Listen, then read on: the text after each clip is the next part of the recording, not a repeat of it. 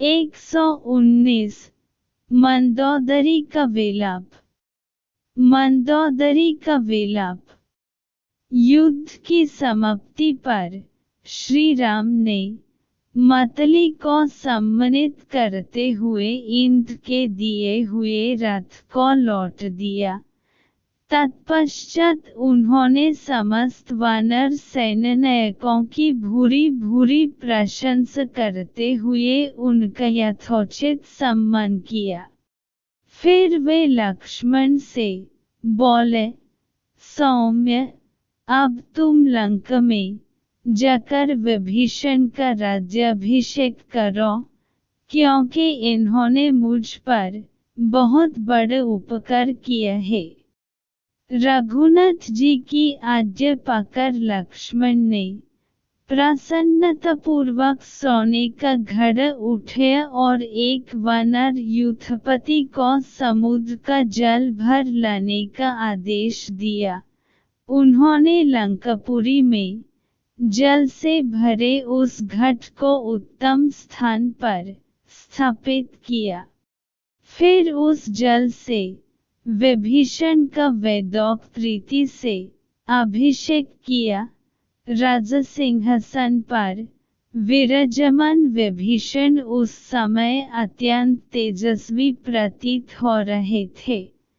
लक्ष्मण के पश्चात अन्य सभी उपस्थित राक्षसों और वानरों ने भी उनका अभिषेक किया।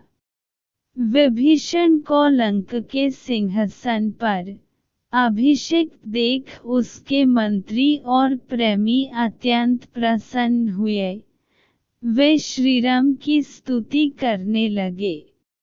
उन्होंने अपने निष्ठा का आश्वासन देते हुए दही, अक्षत, मिष्ठान्न, पुष्प आदि अपने नए नरेश को अर्पित किए और महाराज विभीषण की जय, श्री रामचंद्र जी की जय का उद्घोष किया।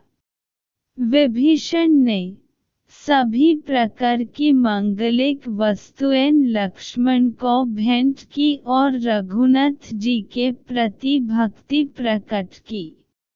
जब लक्ष्मण विभीषण का राज्याभिषेक कर लौट आए, तो श्री रामचंद्र जी ने हनुमान से कहा, महावीर, तुम महाराज विभीषण की आज्ञा लेकर लंकापुरी में जाओ और वैदेही को यह समाचार दो कि रावण युद्ध में मारा गया है और वे लौटने की तैयारी करें। रघुनाथ जी की आज्ञा पाकर हनुमान विभीषण की अनुमति ले अशोकवाटिका में पहुँचे और वैदेही को श्रद्धापूर्वक प्रणाम करके बोले, माता, श्री रामचंद्र जी लक्ष्मण और सुग्रीव के साथ कुशल हैं। अपने शत्रु का वध करके वे अपने मनोरथ में सफल हुए। रावण अपनी सेना सहित युद्ध में मारा गया। विभीषण का राज्याभिषेक कर दिया गया है। इस प्रकार अब आप निर्भय हो। आपको यह भारी कष्ट हुआ। इन निशाचरियों ने भी आपको कुछ कम कष्ट नहीं दिया है। यदि आप आज्ञा दें तो मैं मुक्कों, लतों से इन सबको यमलोक पहुँच दूँ।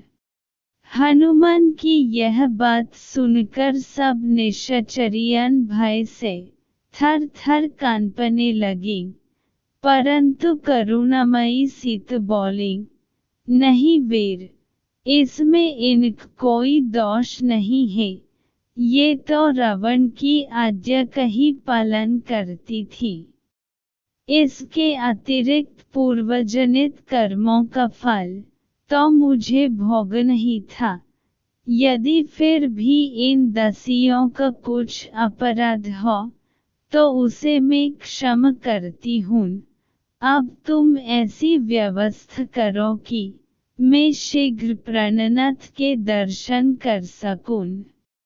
पवनपुत्र ने लौटकर जब दशरथ नंदन को सीता का संदेश दिया तो उन्होंने विभीषण से कहा, भाई विभीषण, तुम शीघ्र जाकर सीता को अंगरख तथा दिव्य आभूषणों से विभूषित करके मेरे पास ले आओ। आज पाकर विभीषण ने स्वयं वैदेही का पास जाकर उनके दर्शन किए और उन्हें श्री राम द्वारा दी गई आज्ञा कह सुनाई।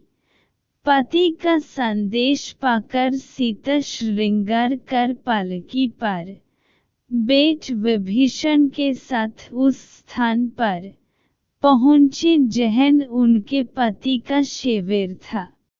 फिर पालकी से उतरकर पैदल ही सकुचती हुई अपने पति के सम्मुख जाकर उपस्थित हो गई। आगे वे थी और उनके पीछे विभीषण।